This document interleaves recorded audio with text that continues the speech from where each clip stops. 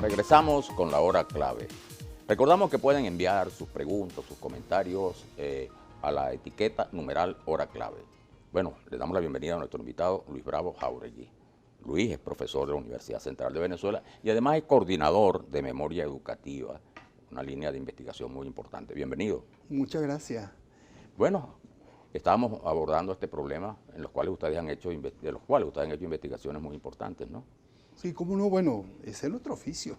Claro. Por eso nos pagan, diríamos hacer No, pero además trabajo. muy importante, además, sí, por no, claro, los resultados, por supuesto. obviamente, ¿no? Por supuesto.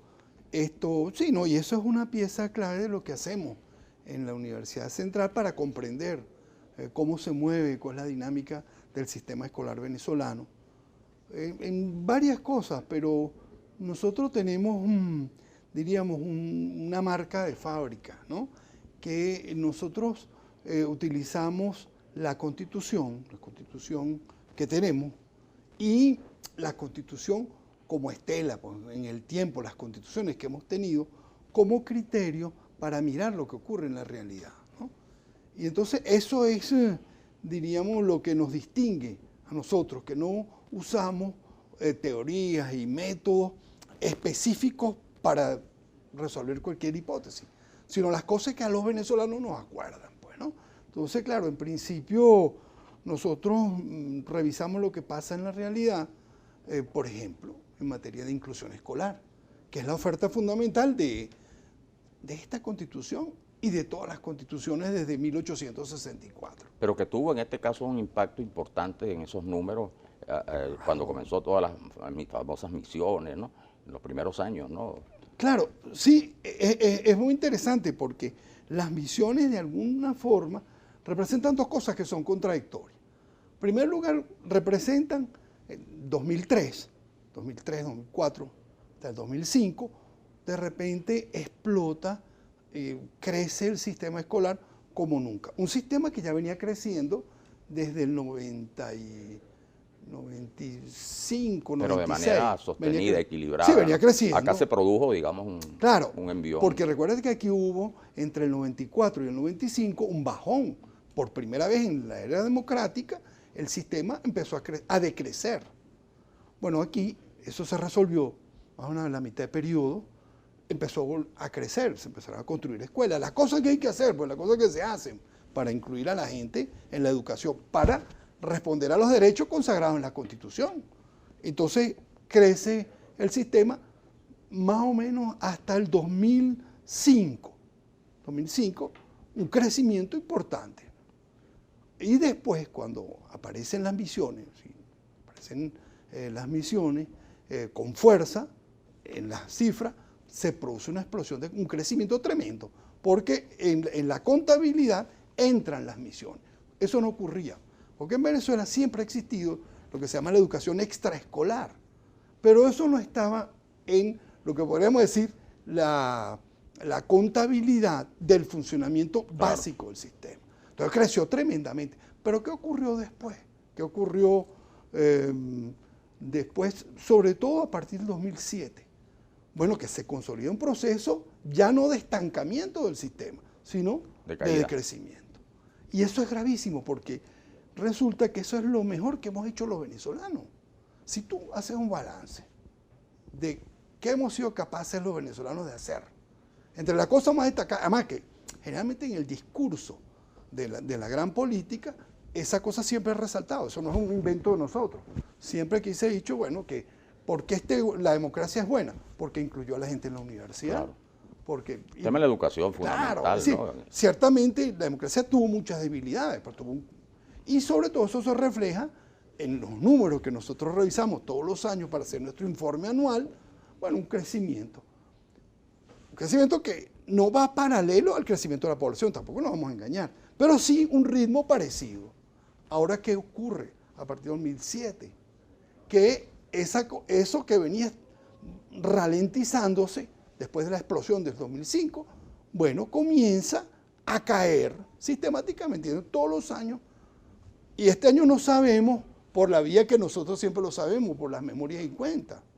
Lo sabemos por el discurso del presidente.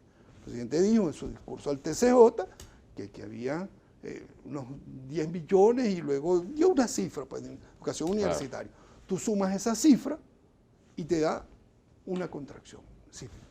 Caemos con el año pasado y que el año pasado caímos en el anterior y así anteriormente. Sí. Ahora, la situación que vive el país en este momento, ¿no? Okay. Esta crisis, digamos, que se expresa en lo económico, en lo social, en lo político, verdaderamente difícil en estos tiempos, debe tener una incidencia necesariamente en el tema de la educación, ¿no? Bueno, eso es contradictorio. Eso es contradictorio, Manuel Felipe. Tú eres una persona que conoce la historia. Es decir, aquí nunca se ha conocido un crecimiento del sistema escolar venezolano como fue entre el 58 y el 61. Tú y yo sabemos qué estaba pasando ahí. Claro.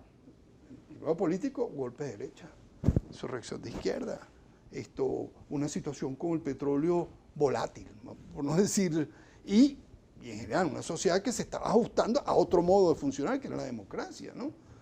Bueno, el crecimiento nunca más lo hemos tenido. Claro, comparado con lo que teníamos claro, antes, porque ¿no? lo que se registró esa expansión que era lógico, ¿no? Pero claro, pero los gobiernos democráticos eso, privilegiaron la inversión social, digamos, y fundamentalmente la educación. Claro, pero eso se montó ¿sobre qué? Se montó sobre un proceso de construcción masivo de instituciones grandes, instituciones generosas. Sí, sí, la expansión de los liceos. Y por supuesto. Y las universidades. Claro, el Estado siguió construyendo. Incluso nosotros, la gente de izquierda, pues señalábamos críticamente que se construían ranchos. Pero se ponía una escuela donde habría la necesidad. Eso fue lo que se quebró en este país. Un modo de funcionamiento, un modo de crecimiento de la oferta escolar, ¿no? Que iba atendiendo al crecimiento de la población, por lo menos eso. Sí, procuraba en todo caso, pues. Sí, no, si tú comparas el crecimiento de la población y el crecimiento del sistema escolar, pero todo el sistema escolar ese sancionado por la Constitución, no estoy hablando de misiones ni extraescolar, estoy hablando de eso, pues, ¿no?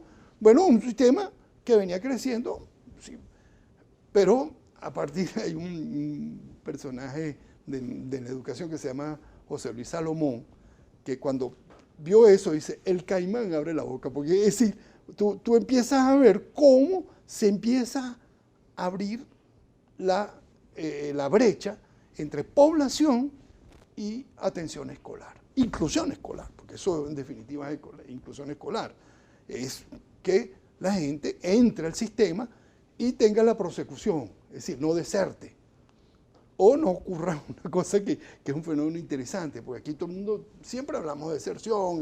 Saber que eso es interesante, hacer esa precisión, ¿no? Hablamos, incluso lo dijimos al comienzo del programa, la deserción. Ustedes hablan de exclusión o de expulsión, dicen también. No, claro. Pero bueno, aclarar ese concepto, ¿no? Claro, en definitiva, una cosa es que el Estado venezolano tiene que garantizarle a todo el mundo educación entre 0 años y 17, con esta Constitución. Antes eran 11 años, desde 3 años, 11 años. Eso fue anteriormente 9 años, eso fue anteriormente 3, así sucesivamente, hasta 1870, que eran más o menos 3 años, ¿no? Bueno, ¿qué ocurre? Que eso está en la palabra, escrito, pero eso no ocurre, no incluye. Pero además, adentro de eso, de que además no entra la gente que debería entrar al sistema escolar, adentro del sistema pasan cosas que expulsan a la gente. Eso en general se llama deserción, pero es muy distinto porque a veces en ese número está la gente que se va de un colegio a otro, ¿no? Entonces es muy difícil de determinar si efectivamente el diferencial se debe a que la gente se fue, que sería la deserción. Pero ahorita hay una cosa bien interesante, que por primera vez aparece medida una cosa que es el abandono escolar. Ajá. Que es interesante. Eso fue el profesor Maragall que hizo un censo escolar y se le ocurrió hacer una cosa muy ingeniosa, comparar los resultados del censo con la inscripción de junio-octubre del año anterior. Eso es un censo que hicieron ahorita. Cuando compararon, vieron que había un faltante de niños. Sí, no es la cosa clásica que hacemos siempre, comparar la inscripción en un año y la inscripción con el otro. Entonces tú comparas, que eso es lo que se llamaba, eso se llama desgaste escolar, pero ahora, desgaste matricular, pero ahora lo dicen deserción, ¿no? Pero el abandono es bien interesante, porque además está preciso. Tiene un número plausible, además tiene un intento, si esto pasó aquí, en este pequeño, ¿qué habrá pasado? Porque eso pasó 10.000 personas menos, 10.000 muchachos menos, entre básica y media. Miranda es el sistema que mejor ha cumplido aquella idea de esta constitución, la descentralización. Siempre fue Aragua y Miranda, pues, ¿no? Son los dos estados. Bueno, resulta que ese estado, que es el que más avanzado, más lejos ha llegado, es el que tiene ese. Imagínate tú otro sistema. Claro. Otros sistemas, ¿cómo podrían ser? Eso que tú señalas de que la gente, un maestro falta una vez a la semana. Pero, compañero, depende de dónde se coloque. Si se coloca en el delta. Esa es una cifra muy piadosa, ¿no? Muy piadosa, muy piadosa. Claro.